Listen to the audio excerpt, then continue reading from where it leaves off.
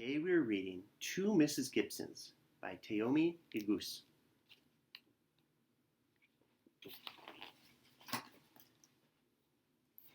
I once knew two Mrs Gibsons.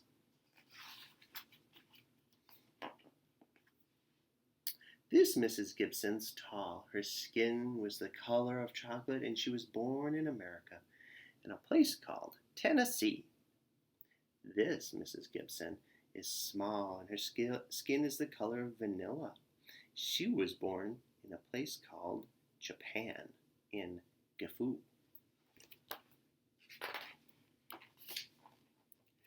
This Mrs Gibson gave hugs that were like being wrapped in a great big fat bearskin rug.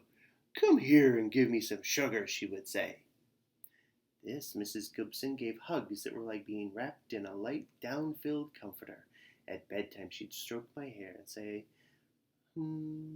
"Sukuri," until I fell asleep.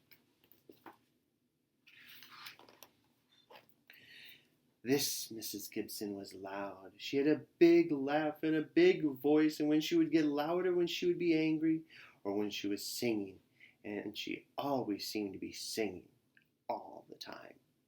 This little light of mine, I'm gonna let it shine. This Mrs Gibson was quiet.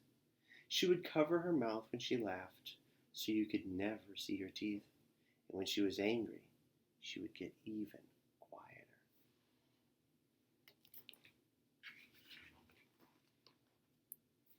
This Mrs Gibson had small hands that could make the littlest, prettiest strokes of a pen when she would write our names in Japanese. Ku mi ki, a ki mai, to yo mai, yo shi ti ru.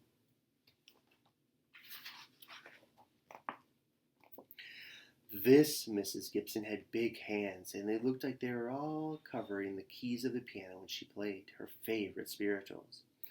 This little light of mine, I'm gonna let it shine, let it shine, let it shine, let it shine.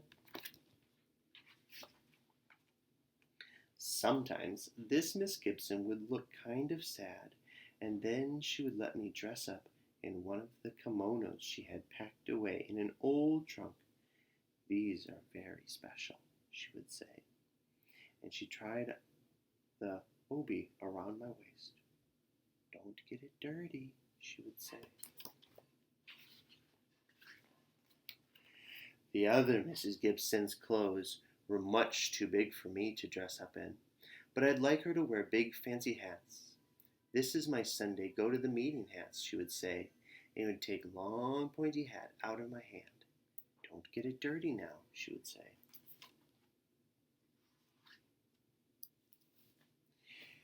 And in the evening in the gardens, this Mrs Gibson would help me make magical lamps by catching fireflies and putting them in a jelly jar.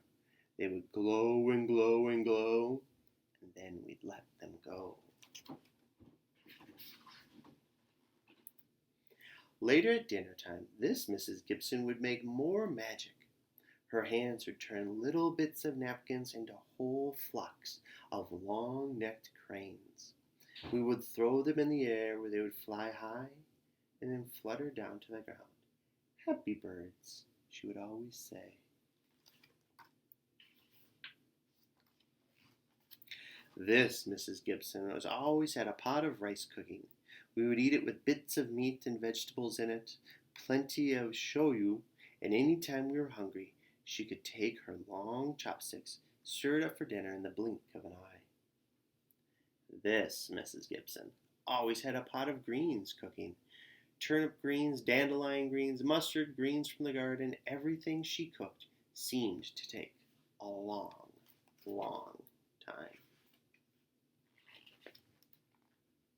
This Mrs Gibson had short curly hair that she would oil and braid up every night while she listened to the radio. She liked to braid my hair too, but she would always give me one big fat braid that would hang down over my forehead.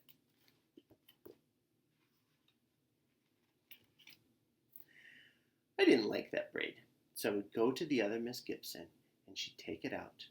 This Mrs. Gibson used to have long, stick-straight hair, but she cut it short and tried to make it curly. She said she wanted to be more American.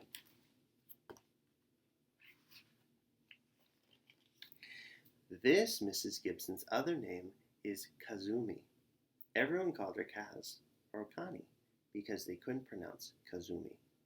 I called her Mommy because she was always my mother. This Mrs. Gibson her other name was Viola. Everyone called her Vi or Reverend Gibson because she was the church minister. I called her Donna because she was my grandmother.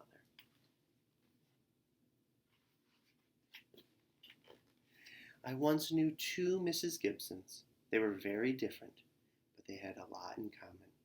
They both loved my daddy, and they both loved me. Baby, Mommy, Daddy, Grandma. The end.